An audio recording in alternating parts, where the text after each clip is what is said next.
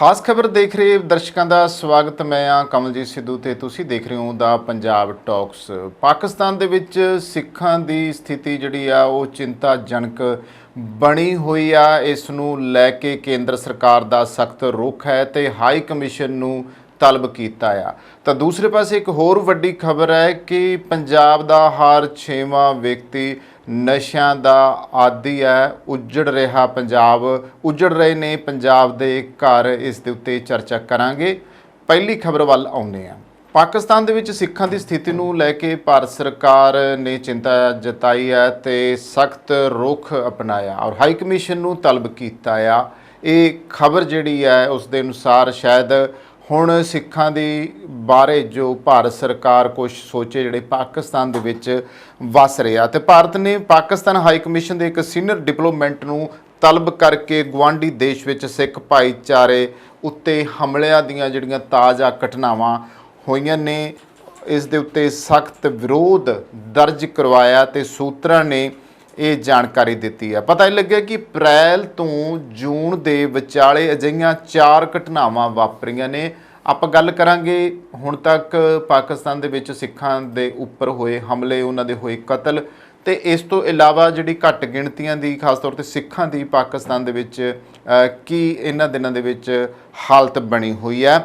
ਤਾਂ ਇਹ ਜਿਹੜੀਆਂ ਤਾਜ਼ਾ ਘਟਨਾਵਾਂ ਇਹਨਾਂ ਦਿਨਾਂ ਦੇ ਵਿੱਚ ਹੋਈਆਂ ਆ ਉਸ ਦੇ ਉੱਤੇ ਖਾਸ ਤੌਰ ਤੇ ਭਾਰਤ ਸਰਕਾਰ ਨੇ ਜਿਹੜਾ ਆ ਉਹ ਵਿਰੋਧ ਦਰਜ ਕਰਵਾਇਆ ਆ ਤੇ ਇਹ ਜਿਹੜੇ ਹਮਲੇ ਹੋਏ ਨੇ ਸਿੱਖਾਂ ਦੇ ਉੱਪਰ ਇਹਨਾਂ ਨੂੰ ਬਹੁਤ ਗੰਭੀਰਤਾ ਨਾਲ ਲਿਆ। ਪਤਾ ਲੱਗਾ ਹੈ ਕਿ ਭਾਰਤ ਨੇ ਮੰਗ ਕੀਤੀ ਹੈ ਕਿ ਪਾਕਿਸਤਾਨੀ ਅਧਿਕਾਰੀ ਸਿੱਖ ਭਾਈਚਾਰੇ ਉੱਤੇ ਹੋਏ ਇਸ ਹਿੰਸਕ ਹਮਲਿਆਂ ਦੀ ਇਮਾਨਦਾਰੀ ਨਾਲ ਜਾਂਚ ਕਰਵਾਵੇ ਤੇ ਰਿਪੋਰਟ ਸਾਂਝੀ ਕਰੇ। ਭਾਰਤ ਵੱਲੋਂ ਇਹ ਵੀ ਕਿਹਾ ਗਿਆ ਹੈ ਕਿ ਪਾਕਿਸਤਾਨ ਨੂੰ ਆਪਣੇ ਘੱਟ ਗਿਣਤੀਆਂ ਦੀ ਸੁਰੱਖਿਆ ਜੋ ਆ ਉਹ ਯਕੀਨੀ ਬਣਾਉਣੀ ਚਾਹੀਦੀ ਆ ਜੋ ਲਗਾਤਾਰ ਅਤਿਆਚਾਰ ਦੇ ਡਰ ਦੇ ਵਿੱਚ ਜਿਉਂ ਰਹੇ ਨੇ। 29 ਜੂਨ ਦੀ ਇੱਕ ਮੀਡੀਆ ਰਿਪੋਰਟ ਮੈਂ ਤੁਹਾਡੇ ਨਾਲ ਸਾਂਝੀ ਕਰਨੀ ਚਾਹੁੰਦਾ ਆ। ਪਾਕਿਸਤਾਨ ਦੇ ਵਿੱਚ ਇੱਕ ਸਿੱਖ ਦੁਕਾਨਦਾਰ ਦਾ ਕਤਲ ਹੁੰਦਾ ਆ। ਪਿਸ਼ਾਵਰ ਤੋਂ ਇਹ ਖਬਰ ਛਪਦੀ ਹੈ। ਪਾਕਿਸਤਾਨ ਵਿੱਚ ਘੱਟ ਗਿਣਤੀਆਂ ਨੂੰ ਨਿਸ਼ਾਨਾ ਬਣਾ ਕੇ ਕਤਲ ਕਰਨ ਦੀਆਂ ਘਟਨਾਵਾਂ ਵੱਧ ਰਹੀਆਂ ਨੇ। ਪਿਸ਼ਾਵਰ ਵਿੱਚ ਹੀ 2 ਦਿਨਾਂ 'ਚ ਸਿੱਖਾਂ ਉੱਤੇ ਹਮਲੇ ਦੀ ਦੂਸਰੀ ਘਟਨਾ ਸਾਹਮਣੇ ਆਈ ਹੈ ਜਿਸ ਵਿੱਚ ਇੱਕ ਸਿੱਖ ਦੀ ਜਾਨ ਚਲੀ ਗਈ ਹੈ ਜਦੋਂ ਕਿ ਦੂਜਾ ਜ਼ਖਮੀ ਹੋ ਗਿਆ ਆ। ISKP ਇੱਕ ਸੰਗਠਨ ਹੈ, ਅੱਤਵਾਦੀ ਸੰਗਠਨ ਉੱਥੋਂ ਦਾ। ਉਹਨਾਂ ਨੇ ਇਸ ਘਟਨਾ ਦੀ ਜ਼ਿੰਮੇਵਾਰੀ ਲਈ ਹੈ ਤੇ ਮਰਨ ਵਾਲੇ ਸਿੱਖ ਦੀ ਪਛਾਣ ਮਨਮੋਹਨ ਸਿੰਘ ਉਮਰ 34 ਵਾਸੀ ਪਿਸ਼ਾਵਰ ਸੀਗਾ ਉਸ ਦੇ ਵਜੋਂ ਹੋਈ ਆ। ਇਹ ਘਟਨਾ ਸ਼ਨੀਚਰਵਾਰ ਸ਼ਾਮ ਨੂੰ ਖੈਬਰ ਪਖਤੂਨਵਾ ਸੂਬੇ ਦੇ ਯਕੂਤ ਇਲਾਕੇ ਦੇ ਵਿੱਚ ਵਾਪਰੀ ਹੈ ਜਿੱਥੇ ਬਾਈਕ ਤੇ ਆਏ ਹੋਏ ਮੋਟਰਸਾਈਕਲ ਸਵਾਰ ਜਿਹੜੇ ਸੀਗੇ ਉਹਨਾਂ ਨੇ ਮਨਮੋਹਨ ਸਿੰਘ ਦੇ ਉੱਤੇ ਗੋਲੀਆਂ ਚਲਾ ਦਿੱਤੀਆਂ ਜਿਸ ਕਾਰਨ ਉਸ ਦੀ ਮੌਕੇ ਦੇ ਉੱਤੇ ਹੀ ਮੌਤ ਹੋ ਗਈ। ਵਾਰਦਾਤ ਨੂੰ ਅੰਜਾਮ ਦੇਣ ਤੋਂ ਬਾਅਦ ਮੋਟਰਸਾਈਕਲ ਸਵਾਰ ਮੌਕੇ ਤੋਂ ਫਰਾਰ ਹੋ ਗਏ। ਇਸ ਤੋਂ ਪਹਿਲਾਂ ਵੀ ਇੱਕ ਘਟਨਾ ਵਾਪਰੀ ਸੀ। ਉਹ ਘਟਨਾ ਸੀਗੀ ਕਿ ਪਿਸ਼ਾਵਰ ਦੇ ਰਸ਼ੀਦਗੜ੍ਹੀ ਇਲਾਕੇ ਦੇ ਵਿੱਚ ਇੱਕ ਸਿੱਖ ਦੁਕਾਨਦਾਰ ਤਰਲੋਕ ਸਿੰਘ ਉੱਤੇ ਵੀ ਇਸੇ ਤਰ੍ਹਾਂ ਹੀ ਗੋਲੀ ਚਲਾਈ ਗਈ। ਇਸੇ ਤਰ੍ਹਾਂ ਹਮਲਾਵਰ ਮੋਟਰਸਾਈਕਲ ਦੇ ਉੱਤੇ ਆਏ ਤੇ ਦੁਕਾਨ ਤੇ ਬੈਠੇ ਤਰਲੋਕ ਸਿੰਘ ਹੋਰਾਂ ਦੇ ਉੱਤੇ ਗੋਲੀਆਂ ਚਲਾ ਦਿੱਤੀਆਂ। ਤਰਲੋਕ ਸਿੰਘ ਦੀ ਲੱਤ ਤੇ ਗੋਲੀ ਲੱਗੀ ਸੀ ਜਿਸ ਤੋਂ ਬਾਅਦ ਤਰਲੋਕ ਸਿੰਘ ਨੂੰ ਤੁਰੰਤ ਹਸਪਤਾਲ ਪਹੁੰਚਾਇਆ ਗਿਆ ਜਿਸ ਕਾਰਨ ਉਸ ਦੀ ਜਾਨ ਬਚ ਗਈ। ਹੁਣ ਟਾਰਗੇਟ ਕਿਲਿੰਗ ਨੇ ਇਹਨਾਂ ਨੇ ਟਾਰਗੇਟ ਦੇ ਉੱਤੇ ਰੱਖਿਆ ਹੋਇਆ ਖਾਸ ਤੌਰ ਤੇ ਘੱਟ ਗਿਣਤੀਆਂ ਨੂੰ, ਸਿੱਖਾਂ ਨੂੰ। ISKP ਨੇ ਤਰਲੋਕ ਸਿੰਘ ਦੇ ਉੱਤੇ ਹਮਲੇ ਦੀ ਜ਼ਿੰਮੇਵਾਰੀ ਲਈ ਆ। ਉਹਨਾਂ ਨੇ ਇਹ ਵੀ ਦੱਸਿਆ ਹੈ ਕਿ ਤਰਲੋਕ ਸਿੰਘ ਉੱਤੇ ਪਿਸਤੌਲ ਤੋਂ ਗੋਲੀਆਂ ਚਲਾਈਆਂ ਗਈਆਂ ਸਨ। ਪੁਲਿਸ ਜਾਂਚ ਵਿੱਚ ਜੁਟੀ ਹੋਈ ਹੈ ਪਰ ਪਿਛਲੇ ਸਮੇਂ ਵਿੱਚ ਘੱਟ ਗਿਣਤੀਆਂ ਦੀਆਂ ਧਾਰਮਿਕ ਸੰਸਥਾਵਾਂ ਤੋਂ ਇਹ ਹੋਏ ਹਮਲਿਆਂ ਤੋਂ ਬਾਅਦ ਹੁਣ ਕੱਟੜਪੰਥੀ ਸੋਚ ਰੱਖਣ ਵਾਲੇ ਇਸਲਾਮੀ ਸੰਗਠਨ ਜਿਹੜੇ ਨੇ ਉਹ ਟਾਰਗੇਟ ਕਿਲਿੰਗ ਦੇ ਉੱਤੇ ਉਤਰ ਆਏ ਨੇ। ਪਿਛਲੇ ਦਿਨਾਂ ਤੋਂ ਜਥੇਦਾਰ ਗਿਆਨੀ ਹਰਪ੍ਰੀਤ ਸਿੰਘ ਤਖਤ ਸ੍ਰੀ ਦਮਦਮਾ ਸਾਹਿਬ ਉਹਨਾਂ ਨੇ ਵੀ ਚਿੰਤਾ ਪ੍ਰਗਟਾਈ ਹੈ ਇਸ ਬਾਰੇ। ਮੀਡੀਆ ਵਿੱਚ ਉਹਨਾਂ ਦੇ ਜੋ ਕਿਹਾ ਆ, ਜੋ ਬਿਆਨ ਉਹਨਾਂ ਨੇ ਦਿੱਤਾ ਆ ਉਹ ਵੀ ਸਾਹਮਣੇ ਆਏ ਨੇ। ਤਾਂ ਉਹਨਾਂ ਦਾ ਕਹਿਣਾ ਸੀਗਾ ਕਿ ਪਾਕਿਸਤਾਨ ਦੇ ਵਿੱਚ ਸਿੱਖਾਂ ਦੇ ਕਤਲ ਨੂੰ ਲੈ ਕੇ ਵੱਡੀ ਚਿੰਤਾ ਵਾਲੀ ਗੱਲ ਹੈ। ਉਹਨਾਂ ਕਿਹਾ ਕਿ ਪੂਰੀ ਦੁਨੀਆ ਦੇ ਮੀਡੀਆ 'ਚ ਇਹ ਗੱਲ ਵਾਰ-ਵਾਰ ਉਠਾਈ ਜਾ ਰਹੀ ਹੈ ਕਿ ਅਮਰੀਕਾ 'ਚ ਪ੍ਰਧਾਨ ਮੰਤਰੀ ਨੂੰ ਪੁੱਛਿਆ ਗਿਆ ਕਿ ਭਾਰਤ ਦੇ ਅੰਦਰ ਜਿਹੜੀ ਘੱਟ ਗਿਣਤੀ ਦੇ ਲੋਕ ਸੁਰੱਖਿਅਤ ਕਿਉਂ ਨਹੀਂ ਹੈ। ਇਸ ਤੇ ਗਿਆਨੀ ਹਰਪ੍ਰੀਤ ਸਿੰਘ ਨੇ ਕਿਹਾ ਕਿ ਜੇਕਰ ਮੈਂ ਆਪਣੀ ਸਿੱਖ ਕੌਮ ਦੀ ਗੱਲ ਕਰਾਂ ਤਾਂ ਮੈਨੂੰ ਲੱਗਦਾ ਹੈ ਕਿ ਸਿੱਖ ਦੁਨੀਆ ਵਿੱਚ ਕਿਸੇ ਵੀ ਜਗ੍ਹਾ ਦੇ ਉੱਤੇ ਸੁਰੱਖਿਅਤ ਨਹੀਂ ਹੈ। ਉਹਨਾਂ ਕਿਹਾ ਕਿ ਕੈਨੇਡਾ, ਪਾਕਿਸਤਾਨ, ਇੰਗਲੈਂਡ ਤੇ ਹੋਰ ਕਈ ਸਾਰੇ ਵਿਦੇਸ਼ਾਂ 'ਚ ਸਿੱਖਾਂ ਦੇ ਕਤਲ ਹੋਏ ਨੇ ਅਤੇ ਸਿੱਖ ਕੌਮ ਜਿਹੜੀ ਹੈ ਖਾਸ ਕਰਕੇ ਪਾਕਿਸਤਾਨ ਤੇ ਅਫਗਾਨਿਸਤਾਨ ਦੇ ਵਿੱਚ ਟਾਰਗੇਟ ਕਿਲਿੰਗ ਦਾ ਸ਼ਿਕਾਰ ਹੋਏ ਨੇ। ਹਾਲਾਂਕਿ ਪਾਕਿਸਤਾਨ ਦੇ ਵਿੱਚ ਸਿੱਖਾਂ ਦੀ ਜਿਹੜੀ ਆਬਾਦੀ ਆ ਉਸ ਲਿਹਾਜ਼ ਨਾਲ ਦੇਖਿਆ ਜਾਵੇ ਸੰਨ 47 ਤੋਂ ਪਹਿਲਾਂ ਦੇ ਬਹੁਤੇ ਪਰਿਵਾਰ ਜਿਹੜੇ ਆ ਉਹ ਇੱਧਰ ਨਹੀਂ ਸੀ ਆਏ, ਉਹ ਉੱਥੇ ਹੀ ਵੱਸ ਗਏ ਆ। ਹਾਲਾਂਕਿ ਉਸ ਸਮੇਂ ਵੀ ਮੁਲਕਾਂ ਦੋਵਾਂ 'ਚ ਇੱਕੋ ਜਿਹੀ ਗੱਲ ਹੋਈ ਸੀ ਕਿ ਦੋਵੇਂ ਪਾਸਿਆਂ ਦੇ ਲੋਕਾਂ ਨੂੰ ਨਿਸ਼ਾਨਾ ਬਣਾਇਆ ਗਿਆ ਸੀਗਾ। ਇੱਧਰ ਮੁਸਲਮਾਨਾਂ ਨੂੰ ਜੇ ਨਿਸ਼ਾਨਾ ਬਣਾਇਆ ਗਿਆ ਤਾਂ ਪਾਕਿਸਤਾਨ ਦੇ ਵਿੱਚ ਸਿੱਖਾਂ ਤੇ ਹਿੰਦੂਆਂ ਨੂੰ ਨਿਸ਼ਾਨਾ ਬਣਾਇਆ ਗਿਆ ਸੀ। ਮੁਸਲਿਮ ਜਿਹੜੀ ਬਹੁਤ ਆਬਾਦੀ ਸੀ ਉਹਨਾਂ ਦੇ ਬੰਨਿਓ ਵੀ ਇਹ ਇੱਧਰ ਰਹਿ ਕਿਉਂ ਗਏ ਆ। ਇਹ ਸਥਿਤੀਆਂ ਦੇ ਜਨੂਨੀ ਔਰ ਕੱਟੜਪੰਥੀ ਦੋਵੇਂ ਪਾਸੇ ਸੀਗੇ, ਦੋਵੇਂ ਪਾਸੇ ਇੱਕੋ ਜਿਹੀਆਂ ਕਰਤੂਤਾਂ ਉਹਨਾਂ ਨੇ ਸੰਨ 47 ਵੇਲੇ ਕੀਤੀਆਂ। ਬਸ਼ਰਤੇ ਇਸ ਦੇ ਬਾਵਜੂਦ ਵੀ ਅੱਜ ਇੱਧਰਲੇ ਪੰਜਾਬ ਦੇ ਵਿੱਚ ਵੀ ਮੁਸਲਮਾਨ ਸੁੱਖ ਸ਼ਾਂਤੀ ਨਾਲ ਵਸਦੇ ਪਏ ਆ। ਪਰ ਜੇ ਇਹਦੇ ਮੁਕਾਬਲੇ ਅੱਜ ਪਾਕਿਸਤਾਨ ਦੀ ਗੱਲ ਕੀਤੀ ਜਾਵੇ ਤਾਂ ਪਾਕਿਸਤਾਨ ਦੇ ਵਿੱਚ ਸਿੱਖ ਆ ਜਾਂ ਹਿੰਦੂ ਆ ਜਾਂ ਘੱਟ ਗਿਣਤੀਆਂ ਆ ਉਹ ਸੁਰੱਖਿਅਤ ਨਹੀਂ ਆ, ਕਿਉਂਕਿ ਉਹਨਾਂ ਨੂੰ ਨਿਸ਼ਾਨੇ ਦੇ ਉੱਤੇ ਲਿਆ ਜਾ ਰਿਹਾ ਆ। ਇਹ ਚਿੰਤਾ ਦਾ ਵੱਡਾ ਵਿਸ਼ਾ ਆ। ਵਾਰ-ਵਾਰ ਖਬਰਾਂ ਜਿਹੜੀਆਂ ਨੇ ਹੁਣ ਤੱਕ ਸੁਣਦੇ ਆਏ ਆ ਕਿ ਪਾਕਿਸਤਾਨ ਦੇ ਵਿੱਚ ਕਿਸ ਤਰੀਕੇ ਨਾਲ ਘੱਟ ਗਿਣਤੀਆਂ ਤੇ ਤਸ਼ੱਦਦ ਹੋ ਰਿਹਾ ਹੈ। ਇਸ ਦੇ ਨਾਲ ਹੀ ਗਿਆਨੀ ਹਰਪ੍ਰੀਤ ਸਿੰਘ ਨੇ ਕਿਹਾ ਕਿ ਬਹੁਤ ਹੀ ਦੁਖਦਾਈ ਖਬਰ ਹੈ ਜਿਹੜੀ ਮੈਂ ਪਿਸ਼ਾਵਰ ਵਾਲੀ ਜ਼ਿਕਰ ਕੀਤਾ, ਉਹਨਾਂ ਨੇ ਵੀ ਇਸ ਗੱਲ ਦਾ ਜ਼ਿਕਰ ਕੀਤਾ ਹੈ ਕਿ ਬੀਤੇ ਦਿਨੀ ਪਿਸ਼ਾਵਰ ਦੀ ਸਤਿਕਾਰਯੋਗ ਹਸਤੀ ਬਾਬਾ ਮੱਖਣ ਸਿੰਘ ਦੇ ਪੁੱਤਰ ਤਰਲੋਕ ਸਿੰਘ ਦੇ ਉੱਤੇ ਹਮਲਾ ਕੀਤਾ ਗਿਆ ਸੀ, ਪਰ ਪਰਮਾਤਮਾ ਦੀ ਕਿਰਪਾ ਦੇ ਨਾਲ ਉਹਨਾਂ ਦਾ ਬਚਾਅ ਹੋ ਗਿਆ ਸੀ। ਉਹਨਾਂ ਆਪਣੀ ਸਟੇਟਮੈਂਟ ਦੇ ਵਿੱਚ ਕਿਹਾ ਆ ਕਿ ਰਾਤ 8 ਵਜੇ ਨੂੰ ਇੱਕ 21 ਸਾਲਾ ਨੌਜਵਾਨ ਸਰਦਾਰ ਮਨਮੋਹਨ ਸਿੰਘ ਜੋ ਕਿ ਆਪਣੀ ਦੁਕਾਨ 'ਚ ਕੰਮ ਕਰ ਰਿਹਾ ਸੀ ਉਸ ਦਾ ਵੀ ਗੋਲੀ ਮਾਰ ਕੇ ਕਤਲ ਕਰ ਦਿੱਤਾ ਗਿਆ ਸੀ। ਇਸ ਦੌਰਾਨ ਪੂਰੇ ਪਾਕਿਸਤਾਨੀ ਸਿੱਖਾਂ ਦੇ ਅੰਦਰ ਜਿਹੜਾ ਆ ਉਹ ਮਾਹੌਲ ਇੱਦਾਂ ਦਾ ਬਣਿਆ ਹੋਇਆ ਕਿ ਉਹ ਸਹਿਮੇ ਹੋਏ ਆ, ਸਹਿਮ ਵਾਲਾ ਮਾਹੌਲ ਬਣਿਆ ਹੋਇਆ।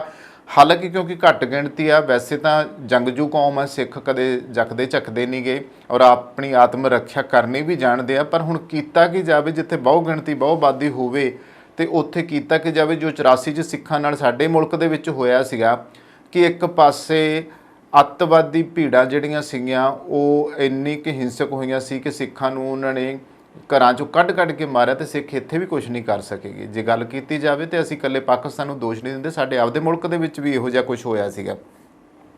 ਔਰ ਜਿੱਥੇ ਘੱਟ ਗਿਣਤੀ 'ਚ ਹੋਣ ਔਰ ਜਿੱਥੇ ਇੱਕ ਪਾਸੇ ਅੰਤ ਭੀੜਾਂ ਦਾ ਹੋਵੇ ਤਾਂ ਤੁਸੀਂ ਕਹਿ ਸਕਦੇ ਹੋ ਕਿ ਉੱਥੇ ਕੋਈ ਵੀ ਆਪਣਾ ਜਿਹੜਾ ਬਚਾਅ ਆ ਉਹ ਨਹੀਂ ਕਰ ਸਕਦਾ ਆ। ਤੇ ਅੱਜ ਜਿਸ ਤਰੀਕੇ ਦਾ ਮਾਹੌਲ ਬਣਿਆ ਹੋਇਆ ਉਸ ਨੂੰ ਮੱਦੇਨਜ਼ਰ ਰੱਖਦੇ ਹੋਏ ਬਹੁਤ ਸਾਰੇ ਜਿਹੜੇ ਸਿੱਖ ਆ ਭਾਰਤ ਆਉਣ ਲਈ ਤਿਆਰ ਬੈਠੇ ਆ। ਜੇਕਰ ਅਫਗਾਨਿਸਤਾਨ ਵਾਂਗ ਸਿੱਖ ਭਾਰਤ ਆ ਜਾਂਦੇ ਨੇ ਤਾਂ ਸਾਡੇ ਇਤਿਹਾਸਕ ਸਥਾਨ ਤੇ ਵਿਰਾਸਤਾਂ ਨੂੰ ਕੌਣ ਸੰਭਾਲੂਗਾ, ਕਿਉਂਕਿ ਬਹੁਤੇ ਸਿੱਖ ਜਿਹੜੇ ਆ ਉਹ ਉੱਧਰ ਇਤਿਹਾਸਕ ਸਥਾਨਾਂ ਨੂੰ ਸੰਭਾਲਣ ਦੀ ਖਾਤਰ ਬੈਠੇ ਆ। ਜਦੋਂ ਅਸੀਂ ਪਿਸ਼ਾਵਰ ਦੀ ਗੱਲ ਕਰਦੇ ਹਾਂ ਤੇ ਪਿਸ਼ਾਵਰ ਦੇ ਵਿੱਚ ਭਾਈ ਜੋਗਾ ਸਿੰਘ ਦਾ ਗੁਰਦੁਆਰਾ ਹੈ। ਗੁਰੂ ਸਾਹਿਬਾਂ ਦੀ ਯਾਦ ਵਿੱਚ ਵੀ ਕੁਝ ਗੁਰਦੁਆਰਾ ਸਾਹਿਬ ਬਣੇ ਹੋਏ ਨੇ, ਕਿਉਂਕਿ ਸਾਹਿਬ ਸ੍ਰੀ ਗੁਰੂ ਨਾਨਕ ਦੇਵ ਸੱਚੇ ਪਾਤਸ਼ਾਹ ਉਹ ਉਹਨਾਂ ਥਾਵਾਂ ਦੇ ਉੱਤੇ ਵੀ ਰਟਨ ਕਰਦੇ ਰਹੇ ਨੇ, ਉਦਾਸੀਆਂ ਜਦੋਂ ਉਹਨਾਂ ਨੇ ਕੀਤੀਆਂ ਨੇ। ਤੇ ਇਸ ਤਰ੍ਹਾਂ ਪਾਕਿਸਤਾਨ ਦੇ ਵਿੱਚ ਤਾਂ ਕੋਈ ਵੀ ਅਜਿਹਾ ਇਲਾਕਾ ਨਹੀਂ ਜਿੱਥੇ ਗੁਰੂ ਸਾਹਿਬਾਂ ਦੀ ਚਰਨ ਛੋਹ ਪ੍ਰਾਪਤ ਨਾ ਹੋਈ ਹੋਵੇ। ਤਾਂ ਹੁਣ ਚਿੰਤਾ ਦਾ ਵਿਸ਼ਾ ਬਣਿਆ ਹੋਇਆ ਹੈ ਕਿ ਅਜਿਹੇ ਸਿੱਖ ਧਾਰਮਿਕ ਸਥਾਨਾਂ ਦੀ, ਗੁਰੂ ਘਰਾਂ ਦੀ ਜਿਹੜੀ ਸਾਂਭ ਸੰਭਾਲ ਸਿੱਖ ਕਰਦੇ ਪਏ ਨੇ ਉਹ ਸੁਰੱਖਿਅਤ ਨਹੀਂ ਹੈ। ਹਾਲਾਂਕਿ ਇਹ ਮੰਗ ਜਿਹੜੀ ਹੈ ਵਾਰ-ਵਾਰ ਉੱਠਦੀ ਰਹੀ ਹੈ ਕਿ ਸਿੱਖਾਂ ਦੀ ਜਿਹੜੀ ਆ ਉਹ ਸੁਰੱਖਿਆ ਨੂੰ ਯਕੀਨੀ ਬਣਾਇਆ ਜਾਵੇ। ਤਾਂ ਇੱਥੇ ਗਿਆਨੀ ਹਰਪ੍ਰੀਤ ਸਿੰਘ ਹੋਰਾਂ ਦਾ ਕਹਿਣਾ ਹੈ ਕਿ ਮੈਂ ਭਾਰਤ ਸਰਕਾਰ ਨੂੰ ਕਹਾਂਗਾ ਕਿ ਆਪਣੇ ਪੱਧਰ ਤੇ ਪਾਕਿਸਤਾਨ ਸਰਕਾਰ ਨਾਲ ਗੱਲ ਕਰੇ, ਸਿੱਖਾਂ ਦੀ ਸੁਰੱਖਿਆ ਜਿਹੜੀ ਆ ਉਹ ਯਕੀਨੀ ਬਣਾਈ ਜਾਵੇ ਅਤੇ ਜਿਹੜੇ ਇਤਿਹਾਸਿਕ ਸਥਾਨ ਨੇ ਉਹਨਾਂ ਨੂੰ ਬਚਾਉਣ ਦੇ ਉਪਰਾਲੇ ਕੀਤੇ ਜਾਣ। ਇਹ ਹੋਣਾ ਚਾਹੀਦਾ। ਅਫਗਾਨਿਸਤਾਨ 'ਚ ਅਸੀਂ ਦੇਖਿਆ ਆ ਗੁਰਦੁਆਰਾ ਸਾਹਿਬ ਕਰਤੇ ਪ੍ਰਵਾਨ ਦੇ ਉੱਤੇ ਜਦੋਂ ਹਮਲਾ ਹੋਇਆ ਤੇ ਉਸ ਤੋਂ ਬਾਅਦ ਸਿੱਖਾਂ ਉੱਤੇ ਹਮਲੇ ਉੱਥੇ ਹੋਏ ਆ ਤੇ ਬਹੁਤੇ ਜਿਹੜੇ ਸਿੱਖ ਅਫਗਾਨਿਸਤਾਨ ਛੱਡ ਕੇ ਇੱਧਰ ਆ ਗਏ ਆ। ਪਿਛਲੇ ਅਸੀਂ 1-2 ਸਾਲਾਂ ਦੇ ਵਿੱਚ ਇਹ ਦੇਖਦੇ ਪਏ ਆ ਕਿ ਉਹਨਾਂ ਦੀ ਕੀ ਸਥਿਤੀ ਉੱਥੇ ਬਣੀ ਹੋਈ ਹੈ। ਉਹਨਾਂ ਕਿਹਾ ਕਿ ਇਸ ਸਮੇਂ ਸਭ ਤੋਂ ਵੱਡੀ ਚਿੰਤਾ ਪਾਕਿਸਤਾਨ ਦੇ ਸਿੱਖਾਂ ਦੀ ਜਾਨ ਹੈ ਜੋ ਇਸ ਸਮੇਂ ਖਤਰੇ 'ਚ ਹੈ। ਉਹਨਾਂ ਨੇ ਕਿਹਾ ਕਿ ਸਰਦਾਰ ਮਨਮੋਹਨ ਸਿੰਘ ਨੂੰ ਮਾਰ ਦੇਣਾ ਇੱਕ ਬਹੁਤ ਹੀ ਦੁਖਦਾਈ ਅਤੇ ਚਿੰਤਾ ਦਾ ਵਿਸ਼ਾ। ਉਹਨਾਂ ਕਿਹਾ ਕਿ ਅਸੀਂ ਅਰਦਾਸ ਕਰਦੇ ਹਾਂ ਕਿ ਪ੍ਰਮਾਤਮਾ ਪਾਕਿਸਤਾਨ ਦੇ ਸਿੱਖਾਂ ਤੇ ਮਿਹਰ ਭਰਿਆ ਹੱਥ ਰੱਖੇ। ਇਸ ਦੇ ਨਾਲ ਹੀ ਉਹਨਾਂ ਨੇ ਵਿਦੇਸ਼ਾਂ ਵਿੱਚ ਵਸਦੇ ਸਿੱਖਾਂ ਨੂੰ ਵੀ ਅਪੀਲ ਕੀਤੀ ਹੈ ਕਿ ਪਾਕਿਸਤਾਨ ਦੇ ਵਿੱਚ ਵਸਦੇ ਸਿੱਖਾਂ ਦੀ ਮਦਦ ਕਰਨ ਤਾਂ ਕਿ ਉਹ ਆਪਣਾ ਕਾਰੋਬਾਰ ਚਲਾ ਸਕਣ। ਇਸ ਤੋਂ ਇਲਾਵਾ ਇੱਕ ਹੋਰ ਖਬਰ ਦਾ ਹਵਾਲਾ ਦੇ ਨਾਲ ਆਪਾਂ ਗੱਲ ਕਰਦੇ ਹਾਂ। ਉਹ ਪੇਸ਼ਾਵਰ ਤੋਂ ਹੀ ਇਹ ਖਬਰ ਸਾਹਮਣੇ ਆਈ ਸੀਗੀ ਜੂਨ 2022 ਦੀ ਕਿ ਪਾਕਿਸਤਾਨ ਵਿੱਚ ਵੱਧ ਰਹੇ ਹਮਲਿਆਂ ਕਾਰਨ ਸਿੱਖਾਂ ਵਿੱਚ ਡਰ ਦਾ ਮਾਹੌਲ ਹੈ। ਕਤਲ, ਅਗਵਾ ਤੇ ਜਬਰੀ ਧਰਮ ਪਰਿਵਰਤਨ ਦੀਆਂ ਘਟਨਾਵਾਂ ਜਿਹੜੀਆਂ ਨੇ ਉਹਨਾਂ ਦੇ ਵਿੱਚ ਵਾਧਾ ਹੋਇਆ ਹੈ। ਤਾਂ ਪਾਕਿਸਤਾਨ ਦੇ ਵਿੱਚ ਘੱਟ ਗਿਣਤੀਆਂ ਦੇ ਉੱਤੇ ਜਿਹੜੇ ਇਹ ਹਮਲੇ ਸੀਗੇ ਇਹ ਵੱਧ ਗਏ ਨੇ। ਖਾਸ ਕਰਕੇ ਸਿੱਖ ਕੌਮ ਦੇ ਲੋਕਾਂ ਦੇ ਉੱਤੇ ਨਿੱਤ ਹਮਲੇ ਹੋ ਰਹੇ ਨੇ। ਇਕੱਲੇ ਸਿੱਖ ਕੌਮ ਤਾਂ ਚਲੋ ਹੋ ਰਹੀ ਹੈ, ਘੱਟ ਗਿਣਤੀਆਂ ਵਿੱਚ ਜਿਹੜਾ ਹਿੰਦੂ ਭਾਈਚਾਰਾ ਆ ਕਈ ਵਾਰੀ ਉਹਨਾਂ ਦੇ ਵਿਆਹਾਂ ਵਿੱਚੋਂ ਹੀ ਉਹਨਾਂ ਦੇ ਪਰਿਵਾਰਾਂ ਉੱਤੇ ਹਮਲੇ ਕੀਤੇ ਜਾਂਦੇ, ਉਹਨਾਂ ਦੀਆਂ ਬੇਟੀਆਂ ਨੂੰ ਅਗਵਾ ਕਰ ਲਿਆ ਜਾਂਦਾ ਹੈ ਜਾਂ ਕਈਆਂ ਦੀਆਂ ਨੂੰਹਾਂ ਨੂੰ ਅਗਵਾ ਕਰ ਲਿਆ ਜਾਂਦਾ ਜਾਂ ਕੋਈ ਹਿੰਦੂ ਮੁੰਡੇ ਮਾਰ ਦਿੱਤੇ ਜਾਂਦੇ ਆ ਔਰ ਕੁੜੀਆਂ ਨੂੰ ਕਈ ਵਾਰੀ ਚੱਕ ਕੇ ਲੈ ਜਾਂਦੇ ਆ ਤੇ ਉਹਨਾਂ ਦਾ ਜਬਰੀ ਧਰਮ ਪਰਿਵਰਤਨ ਕਰਵਾਇਆ ਜਾਂਦਾ। ਔਰ ਇਹ ਖਾਸ ਤੌਰ 'ਤੇ ਜਿਹੜੇ ਪਸ਼ਤੋ ਇਲਾਕੇ ਆ, ਪੇਸ਼ਾਵਰ ਦੇ ਇਲਾਕੇ ਆ ਜਿੱਥੇ ਇਹ ਪਠਾਨ ਜੇ ਬਹੁਤੇ ਹੁੰਦੇ ਆ, ਉਹਨਾਂ ਇਲਾਕਿਆਂ ਵਿੱਚ ਇਹ ਕੁਛ ਬਹੁਤਾ ਹੋ ਰਿਹਾ ਆ ਕਿਉਂਕਿ ਪਰਲੇ ਪਾਸੇ ਜਿਹੜਾ ਅਫਗਾਨਿਸਤਾਨ ਦਾ ਇਲਾਕੇ ਆ ਉਹ ਹੁਣ ਨਾਲ ਲੱਗਣ ਕਰਕੇ ਸਥਿਤੀ ਇਹੋ ਜਿਹੀ ਆ ਕਿ ਉਹ ਉਹਨਾਂ ਦੇ ਢਰੇ ਉੱਤੇ ਚੱਲਦੇ ਆ ਕਿਉਂਕਿ ਉਹ ਜਿਵੇਂ ਉਹ ਪਾਕਿਸਤਾਨ ਦੇ ਵਿੱਚ ਅਫਗਾਨ ਜਿਹੜੇ ਨੇ ਕਬਾਇਲੀ ਜਿਹੜੇ ਲੋਕ ਨੇ ਉਹਨਾਂ ਨੂੰ ਇੰਜ ਲੱਗਦਾ ਕਿ ਇਹ ਲੋਕ ਇੱਥੇ ਵਸਣੇ ਨਹੀਂ ਚਾਹੀਦੇ, ਇਕੱਲੇ ਮੁਸਲਮਾਨ ਜਿਹੜੇ ਨੇ ਉਹੀ ਇੱਥੇ ਹੋਣੇ ਚਾਹੀਦੇ ਆ। ਅਤੇ ਇਸ ਕਰਕੇ ਜਦੋਂ ਕਿ ਇਸਲਾਮ ਦੇ ਵਿੱਚ ਇਹੋ ਜਿਹਾ ਕੋਈ ਨਹੀਂ, ਇਸਲਾਮ ਦੇ ਜਿਹੜਾ ਪਵਿੱਤਰ ਸ਼੍ਰੀ ਕੁਰਾਨ ਸ਼ਰੀਫ ਸਾਹਿਬ ਆ ਉਹਦੇ ਵਿੱਚ ਵੀ ਕੋਈ ਇਹੋ ਜਿਹਾ ਜ਼ਿਕਰ ਨਹੀਂਗਾ ਕਿ ਤੁਸੀਂ ਇਕੱਲੇ ਮੁਸਲਮਾਨਾਂ ਦੀ ਗੱਲ ਕਰੋ ਅਤੇ ਬਾਕੀ ਦੁਨੀਆ ਦੇ ਇਨਸਾਨਾਂ ਦੀ ਤੁਸੀਂ ਗੱਲ ਨਾ ਕਰੋ ਅਤੇ ਉਹਨਾਂ ਨੂੰ ਛੱਡ ਦਿਓ। ਇਹੋ ਜਿਹੀ ਕੋਈ ਗੱਲ ਨਹੀਂ ਉਹਨਾਂ ਨੇ ਲਿਖੀ ਹੋਈ। ਤਾਂ ਪਾਕਿਸਤਾਨ ਦੇ ਵਿੱਚ ਘੱਟ ਗਿਣਤੀਆਂ 'ਤੇ ਇਹ ਜਿਹੜੇ ਹਮਲੇ ਵਧੇ ਨੇ, ਇਸ ਕਰਕੇ ਜਿਹੜੇ ਸਿੱਖਾਂ ਦੇ ਵਿੱਚ ਡਰ ਦਾ ਮਾਹੌਲ ਆ ਉਹ ਬਣ ਗਿਆ। ਦੇਸ਼ ਵਿੱਚ ਘੱਟ ਗਿਣਤੀ ਭਾਈਚਾਰੇ ਦੇ ਲੋਕਾਂ ਦੇ ਕਤਲ, ਅਗਵਾ ਅਤੇ ਜਬਰੀ ਧਰਮ ਪਰਿਵਰਤਨ ਦੀਆਂ ਜਿਹੜੀਆਂ ਘਟਨਾਵਾਂ ਆ ਉਹ ਵਧੀਆਂ ਨੇ। ਅਤੇ ਏਸ਼ੀਅਨ ਲਾਈਟ ਇੰਟਰਨੈਸ਼ਨਲ ਦੀ ਇੱਕ ਰਿਪੋਰਟ ਸਾਹਮਣੇ ਆਈ ਸੀ ਕਿ ਕੁਲਜੀਤ ਸਿੰਘ ਅਤੇ ਰਣਜੀਤ ਸਿੰਘ ਦਾ 15 ਮਈ 2022 ਨੂੰ ਪੇਸ਼ਾਵਰ ਦੇ ਬਾਰ-ਬਾਰ ਬੇਰਹਿਮੀ ਨਾਲ ਕਤਲ ਕਰ ਦਿੱਤਾ ਗਿਆ ਸੀਗਾ।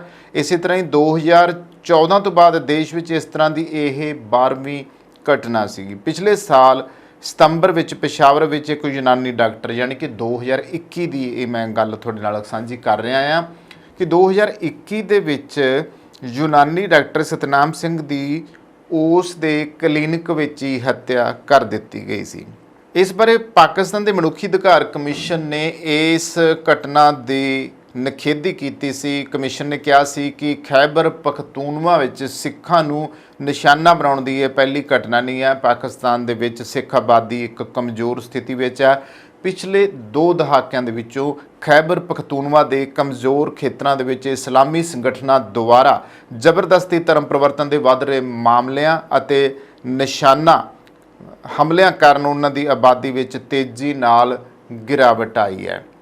ਕੈਨੇਡਾ ਦੀ ਵਿਸ਼ਵ ਸਿੱਖ ਸੰਸਥਾ ਦਾ ਵੀ ਮੈਂ ਹਵਾਲਾ ਦੇਣਾ ਚਾਹੂੰਗਾ, ਉਹਦਾ ਨਾਂ WSO ਆ। ਉਹਨਾਂ ਨੇ ਵੀ ਪੇਸ਼ਾਵਰ ਕਤਲੇਆਮ ਦੀ ਨਿੰਦਾ ਕੀਤੀ ਸੀ। ਪਾਕਿਸਤਾਨ ਦੇ ਸਿੱਖ ਭਾਈਚਾਰੇ ਦੀ ਸੁਰੱਖਿਆ ਲਈ ਡੂੰਘੀ ਚਿੰਤਾ ਪ੍ਰਗਟਾਈ ਹੈ। WSO ਨੇ ਆਪਣੇ ਬਿਆਨ 'ਚ ਕਿਹਾ ਹੈ ਕਿ ਪਾਕਿਸਤਾਨ ਵਿੱਚ ਸਿੱਖ ਆਪਣੇ ਆਪ ਨੂੰ ਅਸੁਰੱਖਿਅਤ ਮਹਿਸੂਸ ਕਰ ਰਹੇ ਨੇ। ਇਸ ਤੋਂ ਇਲਾਵਾ ਉਹ ਨਹੀਂ ਜਾਣਦੇ ਕਿ ਜੇ ਉਹ ਬਾਹਰ ਜਾਂਦੇ ਨੇ ਤਾਂ ਉਹ ਸੁਰੱਖਿਅਤ ਘਰ ਪਰਤਣਗੇ ਜਾਂ ਨਹੀਂ।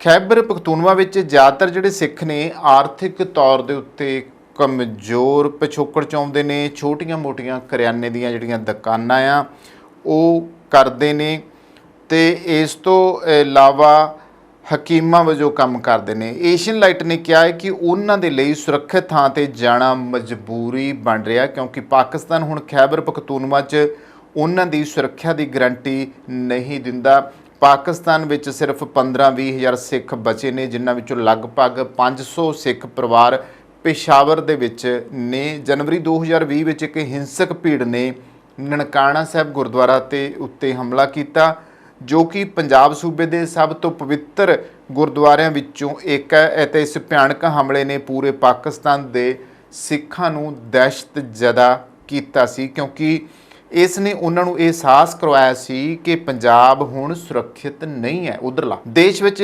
ਸ਼ਰੀਆ ਕਾਨੂੰਨ ਲਾਗੂ ਕਰਨ ਦੀਆਂ ਵੱਧਦੀਆਂ ਮੰਗਾਂ ਅਤੇ ਸਿੱਖ ਘੱਟ ਗਿਣਤੀਆਂ ਵਿਰੁੱਧ ਅਤਿਆਚਾਰਾਂ ਦੇ ਵਿੱਚ ਲਗਾਤਾਰ ਵਾਧਾ ਆ ਉਹ ਹੋ ਰਿਹਾ ਆ, ਤੇ ਜਿਸ ਕਾਰਨ ਪਾਕਿਸਤਾਨ ਵਿੱਚ ਹੁਣ ਜਿਹੜੀ ਆ ਸਿੱਖਾਂ ਦੇ ਰਹਿਣ ਲਈ ਥਾਂ ਘਟ ਗਈ ਹੈ। ਪਾਕਿਸਤਾਨ ਵਿੱਚ ਘੱਟ ਗਿਣਤੀ ਭਾਈਚਾਰਿਆਂ ਖਾਸ ਕਰਕੇ ਸਿੱਖਾਂ ਦੇ ਵਿੱਚ ਨਿਰਾਸ਼ਾ ਵਧੀ ਹੈ, ਤੇ ਸਿੱਖਾਂ ਦਾ ਜਿਹੜਾ ਵਿਚਾਰ ਸੀ ਕਿ ਬਹੁ ਗਿਣਤੀ ਮੁਸਲਮਾਨਾਂ ਨਾਲ ਸ਼ਾਂਤੀ ਨਾਲ ਰਹਿਣ ਲਈ ਮਾਮੂਲੀ ਜ਼ੁਲਮ ਬਰਦਾਸ਼ਤ ਕੀਤੇ ਜਾ ਸਕਦੇ ਨੇ, ਪਰ ਇਹ ਅਤਿਆਚਾਰ ਕਾਫੀ ਹੱਦ ਤੱਕ ਵੱਧ ਗਏ ਨੇ।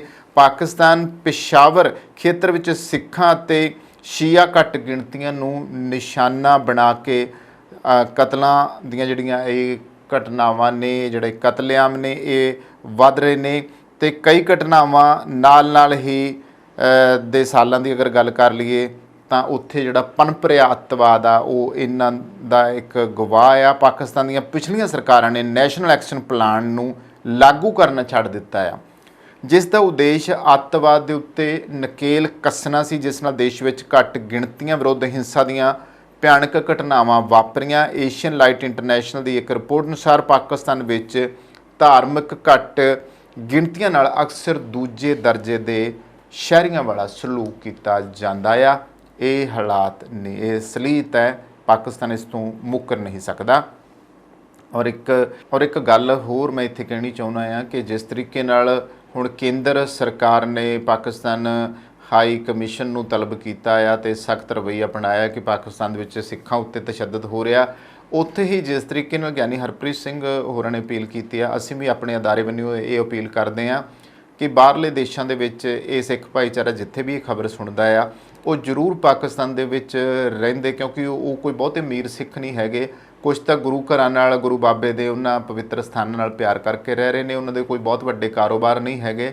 ਤੇ ਜਿਹੜੇ ਕੋਈ ਸਹਿੰਦੇ ਸਿੱਖ ਨੇ ਦੇਸ਼ਾਂ ਵਿਦੇਸ਼ਾਂ ਵਿੱਚ ਬੈਠੇ ਆ ਉਹ ਉਹਨਾਂ ਦੀ ਜ਼ਰੂਰ ਮਦਦ ਕਰਨ, ਤੇ ਖਾਸ ਤੌਰ ਦੇ ਉੱਤੇ ਅੰਤਰਰਾਸ਼ਟਰੀ ਤੌਰ ਦੇ ਉੱਤੇ ਵੀ ਜਿਹੜੇ ਨੇ ਉੱਥੇ ਦਬਾਅ ਬਣਾਇਆ ਜਾਵੇ ਕਿ ਪਾਕਿਸਤਾਨ ਵਿੱਚ ਘੱਟ ਗਿਣਤੀਆਂ ਜਿਹੜੀਆਂ ਨੇ, ਖਾਸ ਤੌਰ 'ਤੇ ਜਿਹੜੀ ਸਿੱਖ ਕੌਮ ਹੈ ਜਾਂ ਹਿੰਦੂ ਭਾਈਚਾਰਾ ਆ, ਉਹ ਵੀ ਉੱਥੇ ਸੁਰੱਖਿਅਤ ਰਹਿ ਸਕੇ। ਨਸ਼ੇ ਪੰਜਾਬ ਨੂੰ ਲੈ ਕੇ ਬਹਿ ਗਏ ਆ। ਨਸ਼ੇ ਇੱਕ ਅਜਿਹਾ ਗੁੰਝਲਦਾਰ ਤੰਦੂਆ ਜਾਲ ਬਣ ਚੁੱਕੇ ਨੇ ਜਿਹਦੇ ਵਿੱਚੋਂ ਲੱਗਦਾ ਹੈ ਕਿ ਪੰਜਾਬ ਨੂੰ ਨਿਕਲਣਾ ਬੜਾ ਹੀ ਔਖਾ ਲੱਗ ਰਿਹਾ ਆ।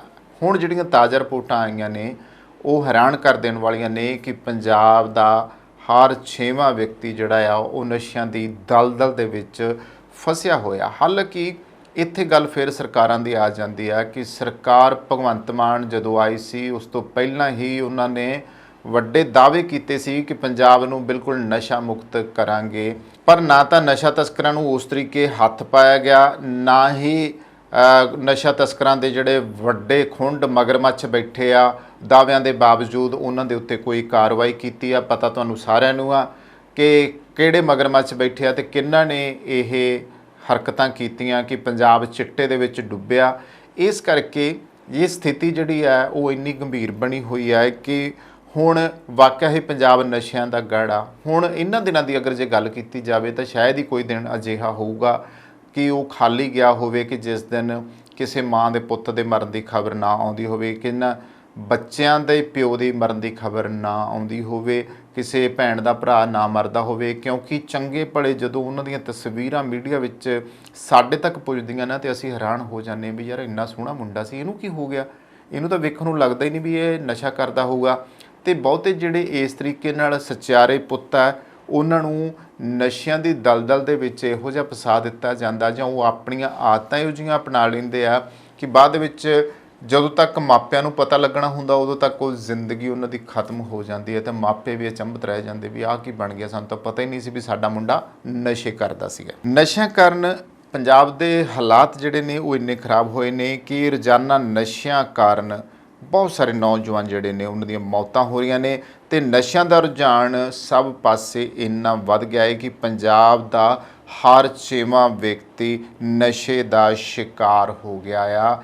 ਮੌਜੂਦਾ ਰਿਪੋਰਟ ਜਿਹੜੀ ਆ ਉਹ ਜਗਬਾਣੀ ਦੇ ਹਵਾਲਿਆਂ ਨਾਲ ਵੀ ਤੁਹਾਡੇ ਨਾਲ ਗੱਲ ਕਰ ਰਿਹਾ ਆ ਕਿ ਪੰਜਾਬ ਦੇ 23 ਜ਼ਿਲ੍ਹਿਆਂ ਵਿੱਚੋਂ ਕੋਈ ਸ਼ਹਿਰ ਕਸਬਾ ਜਾਂ ਪਿੰਡ ਅਜਿਹਾ ਨਹੀਂ ਹੈ ਜਿੱਥੇ ਨਸ਼ਿਆਂ ਦੀ ਵਰਤੋਂ ਨਾ ਹੋ ਰਹੀ ਹੋਵੇ।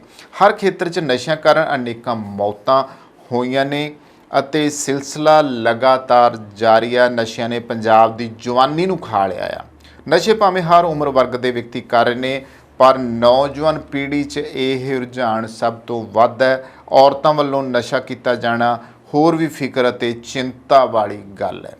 ਰੋਜ਼ਾਨਾ ਲੱਖਾਂ ਰੁਪਏ ਦਾ ਨਸ਼ਾ ਜਿਹੜਾ ਆ ਉਹ ਪੰਜਾਬ ਦੇ ਵਿੱਚ ਵਿਕ ਰਿਹਾ ਆ, ਨਸ਼ਾ ਕੀਤਾ ਜਾ ਰਿਹਾ ਹੈ। ਇਹ ਵੱਡੀ ਤਰਾਸਦਿਕ ਸਥਿਤੀ ਹੈ। ਤਾਂ ਸੂਬੇ ਵਿੱਚ ਜੇ ਨਜ਼ਰ ਮਾਰੀਏ ਤਾਂ ਰੋਜ਼ਾਨਾ ਲੱਖਾਂ ਰੁਪਏ ਦਾ ਨਸ਼ਾ ਲੋਕ ਕਰੀ ਜਾਂਦੇ ਆ।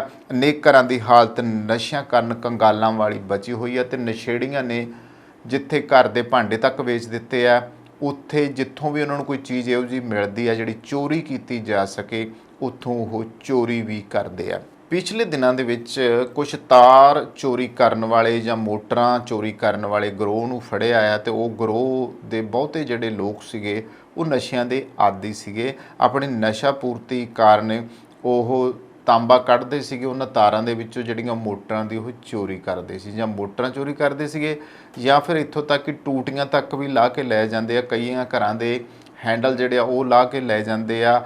ਗਲਾਰਨਾ ਪੱਟੀਆਂ ਹੁੰਦੀਆਂ ਆ, ਗਟਰਾਂ ਦੇ ਢੱਕਣ ਜਿਹੜੇ ਆ ਉਹ ਨਹੀਂ ਛੱਡਦੇ ਪਏਗੇ। ਉਹ ਨਸ਼ੇ ਦੀ ਪੂਰਤੀ ਖਾਤਰ ਕੀ ਕੁਛ ਨਹੀਂ ਕਰ ਰਹੇ, ਕਿਹੜੇ ਪਾਸੇ ਉਹ ਤੁਰ ਪਏ ਆ। ਅਤੇ ਇਸ ਤਰੀਕੇ ਜਿਹੜੀ ਸਥਿਤੀ ਬਣੀ ਹੋਈ ਆ ਉਹ ਵਾਕਿਆ ਹੀ ਗੰਭੀਰ ਬਣੀ ਹੋਈ ਹੈ।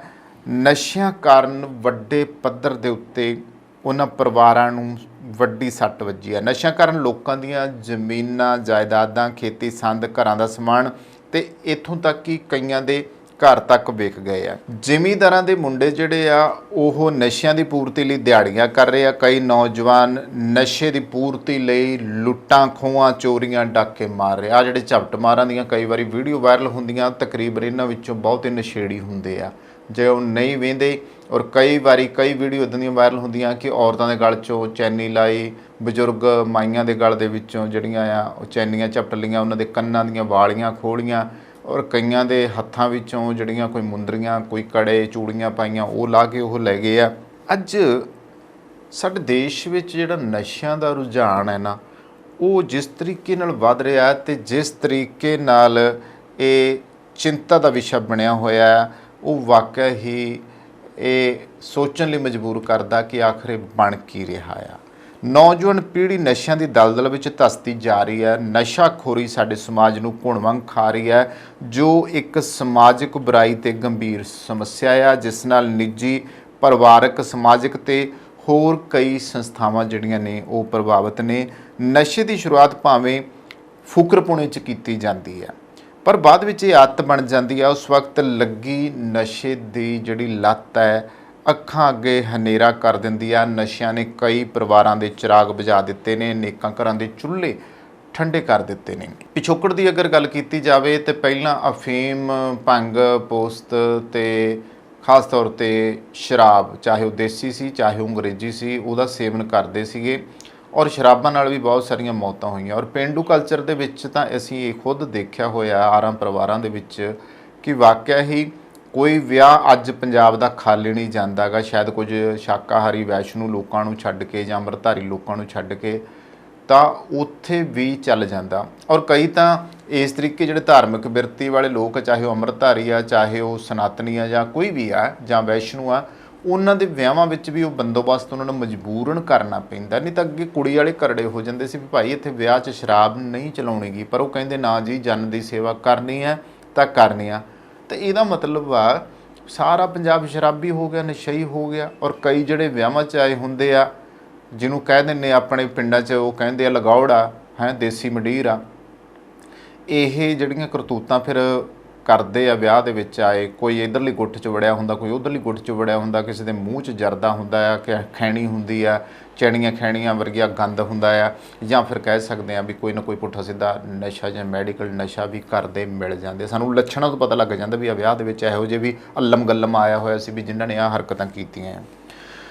ਪਰਿਵਾਰ 'ਚ ਜੇਕਰ ਕੋਈ ਮੈਂਬਰ ਨਸ਼ਾ ਕਰਦਾ ਆ ਤੇ ਜ਼ਿਆਦਾਤਰ ਦੇਖਿਆ ਗਿਆ ਕਿ ਉਸ ਨੂੰ ਦੇਖ ਕੇ ਹੀ ਘਰ ਦਾ ਕੋਈ ਛੋਟਾ ਬੱਚਾ ਜਾਂ ਮੈਂਬਰ ਵੀ ਨਸ਼ੇ ਦੀ ਵਰਤੋਂ ਕਰਨੀ ਸ਼ੁਰੂ ਕਰ ਦਿੰਦਾ। ਮਾਨਸਿਕ ਪਰੇਸ਼ਾਨੀ, ਘਬਰਾਹਟ, ਵਹਿਮ ਜਾਂ ਬਿਮਾਰੀ ਕਰਕੇ ਵੀ ਕਈ ਨੌਜਵਾਨ ਨਸ਼ੇ ਕਰਦੇ ਨੇ। ਅੱਛਾ, ਇੱਥੇ ਇੱਕ ਗੱਲ ਹੈ ਵੀ ਜੇ ਘਰ ਦੇ ਵਿੱਚ ਬਾਪੂ ਪੀਂਦਾ ਸੀ ਨਾ ਤੇ ਘਰ ਦੀ ਕੱਢੀ ਹੈ, ਜੇ ਤੂੜੀ 'ਚ ਦੱਬੀ ਹੈ ਤਾਂ ਬਾਪੂ ਨੇ ਪ੍ਰਾਹੁਣੇ ਆਏ ਨੂੰ ਕਹਿਤਾ ਵੀ ਲਿਆ ਵੀ ਪੁੱਤ ਕੱਢ ਕੇ ਲਿਆ।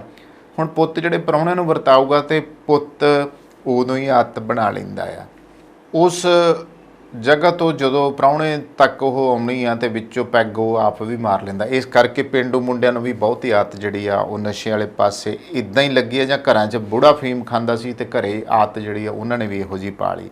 ਹੁਣ ਇੱਕ ਬੇਰੁਜ਼ਗਾਰੀ ਵੀ ਕਾਰਨ ਆ। ਪਹਿਲਾਂ ਤਾਂ ਮੈਂ ਕਾਲਜਾਂ ਯੂਨੀਵਰਸਿਟੀਆਂ ਦੀ ਗੱਲ ਕਰ ਲਾਂ। ਜਿਹੜੇ ਮੁੰਡੇ ਹੋਸਟਲਾਂ ਦੇ ਵਿੱਚ ਰਹਿੰਦੇ ਆ, ਬੇਸ਼ੱਕ ਉਹਨਾਂ ਨੂੰ ਗੁੱਸਾ ਲੱਗੇ ਇਸ ਗੱਲ ਦਾ, ਪਰ ਇਹ ਅਸਲੀਅਤ ਆ ਕਿ ਹੋਸਟਲਾਂ ਦੇ ਵਿੱਚ ਯੂਨੀਵਰਸਿਟੀਆਂ ਦੇ, ਮੇਰਾ ਖੁਦ ਦਾ ਤਜਰਬਾ ਹੋਇਆ ਦੇਖਣ ਦਾ, ਕਿ ਹੋਸਟਲਾਂ ਦੇ ਵਿੱਚ ਮੁੰਡਿਆਂ ਦੇ ਕਮਰਿਆਂ ਦੇ ਵਿੱਚੋਂ ਇੰਨੀਆਂ ਕੁ ਜਿਹੜੀਆਂ ਨਸ਼ੇ ਦੀਆਂ ਚੀਜ਼ਾਂ ਮਿਲਦੀਆਂ ਰਹੀਆਂ। ਔਰ ਪਹਿਲਾਂ ਅਸੀਂ ਕੁਰੈਕਸ ਜਿਹੜੀ ਆ ਕਫ ਸਿਰਪ ਸੀਗੀ, ਇਹ ਉਹ ਰੱਜ ਕੇ ਪੀਂਦੇ ਰਹੇ ਆ।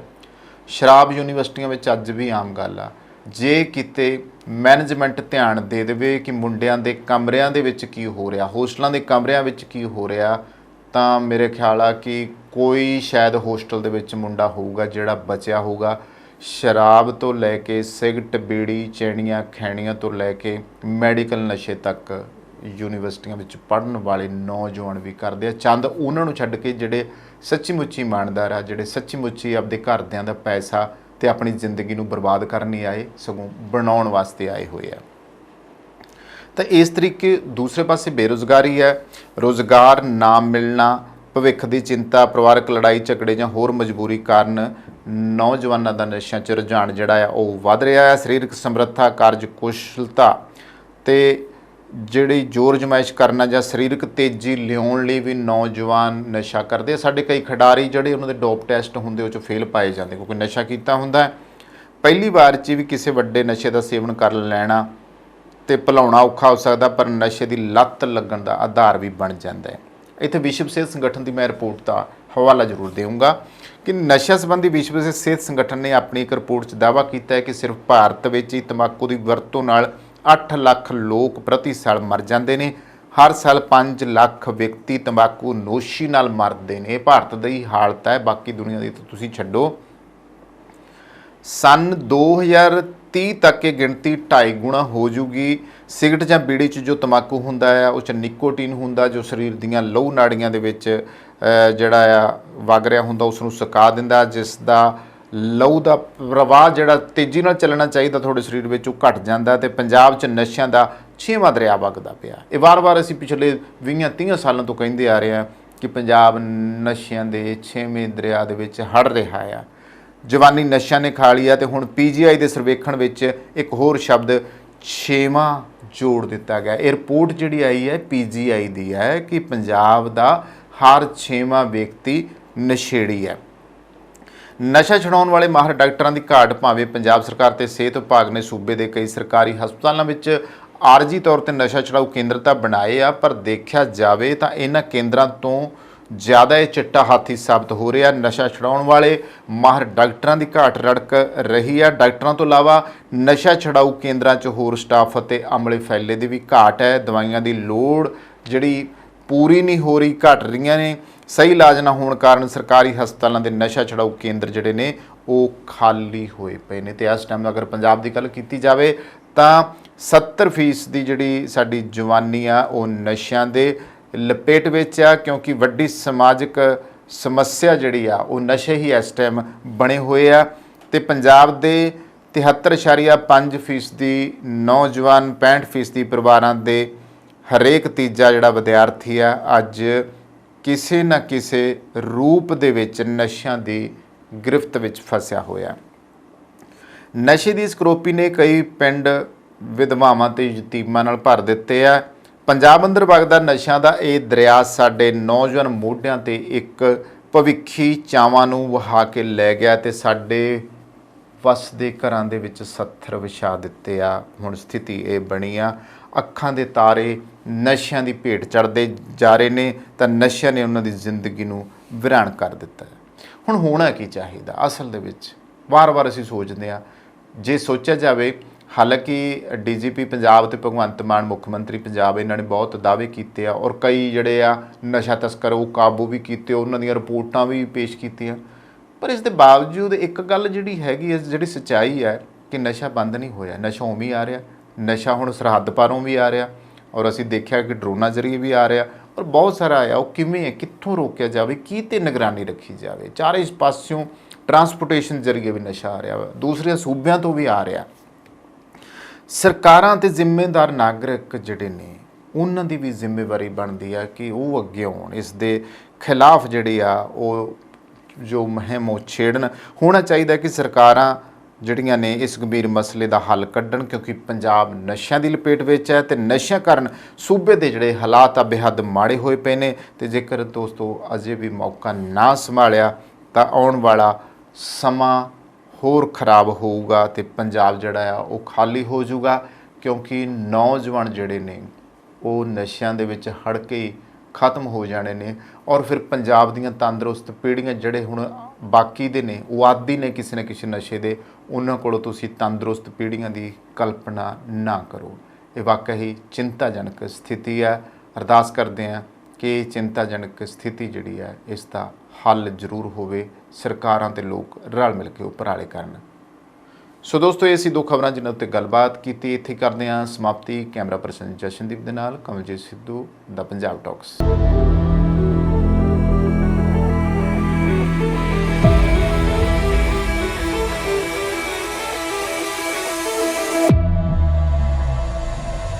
ਕੀ ਤੁਸੀਂ ਆਪਣੇ ਕਾਰੋਬਾਰ ਵਿੱਚ ਟਰਾਂਸਪੋਰਟੇਸ਼ਨ ਲਈ ਇੱਕ ਭਰੋਸੇਯੋਗ ਸਾਥੀ ਦੀ ਭਾਲ ਕਰ ਰਹੇ ਹੋ? ਤਾਂ ਤੁਹਾਨੂੰ ਲੋੜ ਹੈ ਮਹਿਤੋਜ ਗਰੁੱਪ ਲਿਮਟਿਡ ਦੀ, ਜੋ ਕਿ ਹਨ ਭਰੋਸੇਮੰਦ, ਕੁਸ਼ਲ ਤੇ ਕਿਫਾਇਤੀ। ਸਾਡੇ ਮਾਹਿਰਾਂ ਦੀ ਟੀਮ ਯਕੀਨੀ ਬਣਾਉਂਦੀ ਹੈ ਕਿ ਤੁਹਾਡੇ ਸਾਮਾਨ ਨੂੰ ਸਮੇਂ ਸਿਰ ਆਪਣੀ ਮੰਜ਼ਿਲ ਤੇ ਪਹੁੰਚਾਇਆ ਜਾ ਸਕੇ। ਸਾਡੇ ਉન્નਤ ਟਰੈਕਿੰਗ ਸਿਸਟਮ ਨਾਲ ਤੁਸੀਂ ਆਪਣੀਆਂ ਕੀਮਤੀ ਚੀਜ਼ਾਂ ਨੂੰ ਟਰੈਕ ਵੀ ਕਰ ਸਕਦੇ ਹੋ। ਵੇਅਰ ਹਾਊਸਿੰਗ ਤੇ ਡਿਸਟ੍ਰੀਬਿਊਸ਼ਨ ਤੋਂ ਲੈ ਕੇ ਡਿਲੀਵਰੀ ਤੱਕ ਸਾਡੇ ਕੋਲ ਤੁਹਾਡੀਆਂ ਸਾਰੀਆਂ ਆਵਾਜਾਈ ਲੋੜਾਂ ਨੂੰ ਸੰਭਾਲਣ ਲਈ ਤਜਰਬਾ ਤੇ ਬੁਨਿਆਦੀ ਢਾਂਚਾ ਹੈ। We are a safety-first company with a strong commitment to drivers' well-being. Based in Winnipeg's Centreport District, Mataj is a great place to begin your career and take it to new heights. So my name's Rick. I've been working here for several years now. Mostly what we do inside the shop is we do lots of safeties, lots of repairs, brake jobs, and lots of warranty work on the Freightliners. We do lots of servicing inside the shop, trucks, trailers, lots of lighting problems and stuff like that. Logistics ਨੂੰ ਆਪਣੇ ਕਾਰੋਬਾਰ ਨੂੰ ਰੋਕਣ ਨਾ ਦਿਓ। ਸਾਨੂੰ ਭਾਰੀ lifting ਨੂੰ ਸੰਭਾਲਣ ਦਿਓ ਤਾਂ ਜੋ ਤੁਸੀਂ ਧਿਆਨ ਕੇਂਦਰਿਤ ਕਰ ਸਕੋ ਆਪਣੇ ਕਾਰੋਬਾਰ ਤੇ। ਮਹਿਤੋਜ ਗਰੁੱਪ ਲਿਮਟਿਡ ਨੂੰ ਬਣਾਓ ਆਪਣਾ ਮਦਦਗਾਰ ਤਾਂ ਜੋ ਤੁਸੀਂ ਨਿਸ਼ਚਿਤ ਹੋ ਕੇ ਸੰਭਾਲ ਸਕੋ ਆਪਣਾ ਕਾਰੋਬਾਰ। ਸਕਰੀਨ ਤੇ ਦਿੱਤੇ ਨੰਬਰਾਂ ਉੱਤੇ ਅੱਜ ਹੀ ਸੰਪਰਕ ਕਰੋ।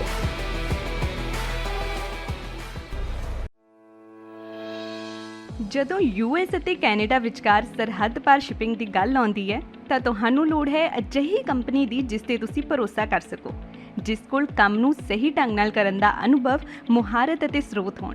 ਤੁਹਾਨੂੰ ਲੋੜ ਹੈ ਫੋਰਟਰੈਕਸ ਦੀ।